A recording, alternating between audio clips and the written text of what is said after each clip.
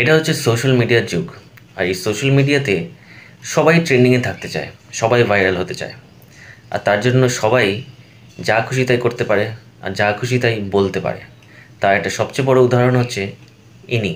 नहीं, उत्तराखंड में ऑलरेडी मेरे नाम का मंदिर है, उर्वशी मंदिर। आप बद्रीनाथ के टेम्पल के मंदिर के दर्शन करने जाओगे ना, उसके ठीक बाजू में there is a temple called Urvashi. आपके नाम का? এনার নাম হচ্ছে উর্বশী রাউটেলা। ইনি ইন্ডিয়ান অ্যাক্ট্রেস। আর ইনি মনে করেন এর নামে উত্তরাখণ্ডে যে টেম্পলটা আছে উর্বশী টেম্পল, এটা এনার নামে রয়েছে। आपके नाम का? हाँ, उर्वशी मंदिर वहाँ पे है। माने आपके लिए डेडिकेटेड है? हाँ, उर्वशी मंदिर वहाँ पे है। लाइक लिटरली आपके लिए डेडिकेटेड? हाँ, उर्वशी मंदिर वहाँ पे है। কিন্তু একটা জিনিস লক্ষ্য করলেন, হোস্ট যখন জিজ্ঞাসা করছে এটা কি আপনার নামে আছে, তখন ও বারবার বলছে উর্বশী টেম্পল আছে। এটা বলছে না যে হ্যাঁ এটা আমার নামে আছে। সে বারবার বলছে পরের দিকে উর্বশী টেম্পল এটা আছে। মানে এটা সে নিজেও জানে যে সেই উর্বশী টেম্পল যেটা উত্তরাখণ্ডে রয়েছে সেটা তার নামে নয়। সেজন্য সে ডাইরেক্টলি পরের দিকে বলছে না যে হ্যাঁ এটা আমার নামে আছে। সে খালি বলছে উর্বশী টেম্পল আছে। আছে, টেম্পলটা আছে, কিন্তু সেটা সত্যি আমাদের হিন্দু মাইথোলজিতে একজন অপ্সরা উর্বশী ছিল, একজন ভগবান। সে ভালো নাচতে জানতো আর খুবই সুন্দর দেখতে ছিল। আর তার জন্ম হয়েছিল নারায়ণের উরু থেকে, মানে থাই থেকে। তার পিছনে একটা ইন্টারেস্টিং স্টোরি আছে, সেটা এখন আমি বলছি না। তো এটা সে ইচ্ছে করেই বলেছে এরকম টাইপের কথা, যাতে তার একটা কন্ট্রোভার্সি ক্রিয়েট হয়। আর কন্ট্রোভার্সি ক্রিয়েট হলেই তাকে নিয়ে বেশি চর্চা হবে, তাকে নিয়ে বেশি কথাবার্তা বলবে লোকে। আর সেটাই হচ্ছে। উত্তরাখণ্ডের লোকেরা আর ওখানকার পণ্ডিতরা বা ওই প্রিস্টরা খুবই ক্ষিপ্ত হয়ে গেছে। তাকে বলছে এরকম টাইপের কথা বলতে না, তার এগেনস্টে স্টেপ নিতে পারে। আর এরকম কন্ট্রোভার্সি ক্রিয়েট করার কথাবার্তা শুধু এই অ্যাক্ট্রেসরাই বলছে না বা কোনো অ্যাক্টররা, বাচ্চা বাচ্চা ছেলেমেয়েরাও এসব একই কাজ করছে। অদ্ভুত ধরনের ভিডিও বানাচ্ছে যাতে তাদের ভিডিও ভাইরাল হয়ে যায়। तो गाइस मैं अपने ब्रेकअप के बाद वाटर पार्क घूमने आई थी अपना माइंड फ्रेश करने के लिए, और ये देखो मुझे आजिम मिला है।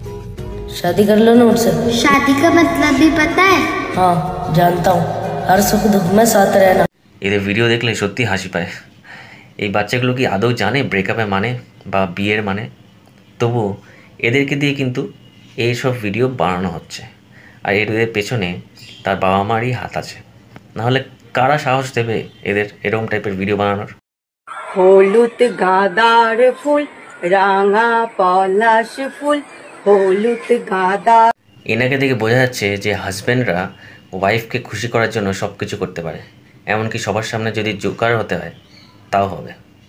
দেখো, এটার একটা পজিটিভ সাইড তো আছে। যারা এরকম বিভিন্ন রকমের ভিডিও বানাচ্ছে, আজকাল বেশিরভাগ লোকই বানাচ্ছে, আর অনলাইনে এরকম ভিডিও বানিয়ে বা অন্যরকম ভিডিও বানিয়ে ইনকাম করছে, ফাইন্যান্সিয়ালি স্টেবল হচ্ছে এর জন্য অনেক ফ্যামিলি।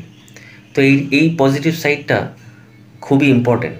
আর কেন বা করবে না? আজকাল চাকরি বাকরির যা অবস্থা, সরকার চাকরি দিলে কেড়েও নিচ্ছে। আর প্রাইভেট ফার্মে চাকরি করে কজন ভালো মায়না পায়? হাতে গোনা কয়েকজন সাকসেসফুল হয়, আর বেশিরভাগই কম মায়না নিয়েই সন্তুষ্ট থাকে। আর তার উপর কাজের একগাদা দায়িত্ব, সংসারের দায়িত্ব, আর ফ্রিতে টেনশন। তো এর থেকে ভালো অনলাইনে ভিডিও বানিয়ে সবাই ভালো ইনকাম করছে, ঠিক আছে, ফাইন্যান্সিয়ালি স্টেবল হচ্ছে। It's a very good thing.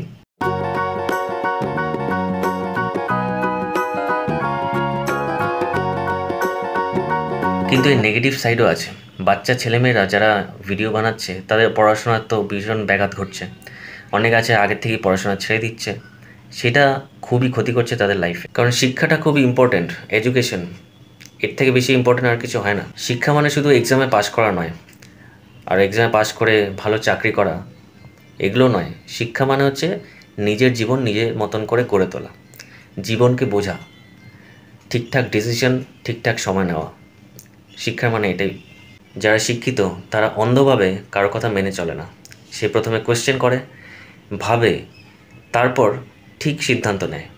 শিক্ষা হচ্ছে নতুন নতুন দরজা খুলে দেয়, দারিদ্র্যের শিকল ভেঙে দেয়, আর পরিবার, সমাজ আর জীবন সবগুলোকেই সুন্দর করে তোলে। শিক্ষা ছাড়াও তোমরা বেঁচে থাকবে, কিন্তু অন্য কারোর গল্পে। আর শিক্ষা থাকলে তুমি নিজের গল্প নিজেই লিখবে। তো শিক্ষাকে কোনো অবহেলা করো না। ভালো হয়ে যা, এখনো সময় আছে।